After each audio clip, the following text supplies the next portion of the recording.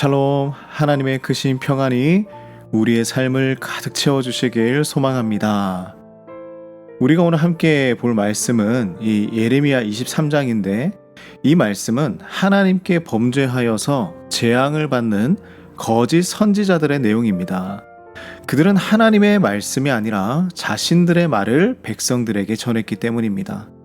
예레미야의 40년간의 사역 중에서 가장 힘들었던 부분이 하나 있는데, 그것은 백성들과의 갈등이었습니다. 백성들은 그들이 듣고 싶어하는 메시지만을 들었습니다. 그런데 이 부분을 채워주는 사람들이 바로 거짓 선지자들이었죠. 너무나 듣기 싫은 메시지를 전하는 사람이 예레미야였습니다. 그러니 그는 당연히 거부당하고 미움을 받았던 것입니다. 하나님의 백성들이었지만 하나님의 말씀을 듣기 싫어했습니다. 그들은 거짓 선지자들의 메시지를 사모하고 쫓아갔습니다. 도리어 유다 사람들은 예레미야가 거짓 선지자다라고 이야기를 한 것이죠. 오늘 이 말씀은 바로 거짓 선지자들의 메시지가 옳지 않다라는 것을 보여주고 있습니다. 예레미야는 눈물의 선지자라고 하죠. 오늘 본문에도 그의 아픔을 고백하고 있습니다. 하나님의 심판이 백성들에게 임할 것을 생각하니 너무 마음이 아프다라는 것이요.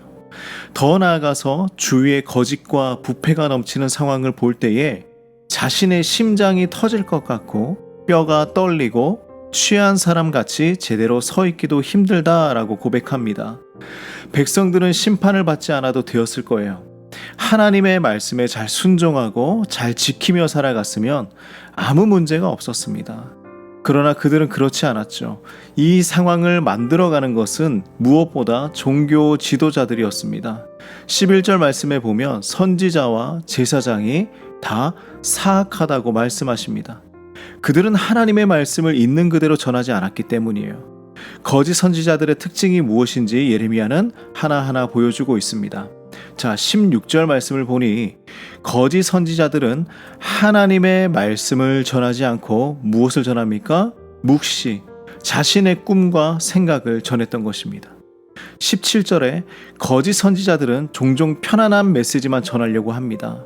사람들을 속여서 평화만 우리에게 있을 것이다 라고 선포합니다. 이로 인해서 사람들은 진짜 위험이 무엇인지 인식하지 못하게 되는 것이죠. 그래서 하나님께서는 목자의 양들을 병들게 했던 이 거짓 선지자들에게 진노가 내려질 것을 선포하십니다. 이 많은 것들을 구별하게 하는 것은 무엇일까요? 진정한 하나님의 말씀입니다.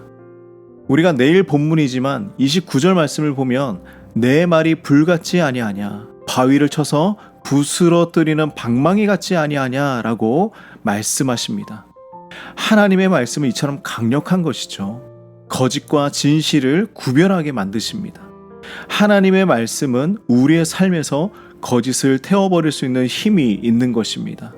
오늘날에도 우리 주위에 수많은 정보와 메시지가 있어요. 하지만 그 중에서도 하나님의 진실한 말씀을 구별하고 따르는 것은 우리의 책임인 것입니다. 일상에서 성경 말씀을 주기적으로 읽고 그것을 생각하며 기도하는 시간을 갖는 것이 중요합니다. 왜냐하면 거짓 선지자들의 메시지는 너무나 편안하고 달콤할 수 있기 때문입니다. 그러나 장기적으로 노출되면 충치처럼 자기도 모르는 사이에 썩어져 가는 부분들이 발생하는 것이죠. 꾸준한 성경 공부와 성경 읽기, 그리고 큐티와 기도를 통해서 우리의 신앙을 굳건히 해나가야 합니다. 말씀을 우리의 삶에 잘 적용하는 연습을 통해서 진정한 영적인 성숙과 변화가 있기를 간절히 소망합니다. 기도하겠습니다.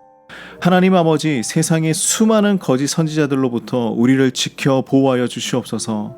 하나님의 말씀을 게을리 보지 않게 하여 주시고 우리의 우선순위에 하나님의 말씀을 놓고 살아가는 우리 모든 성도가 될 수 있도록 인도하여 주시옵소서. 예수님의 이름으로 간절히 기도드립니다. 아멘.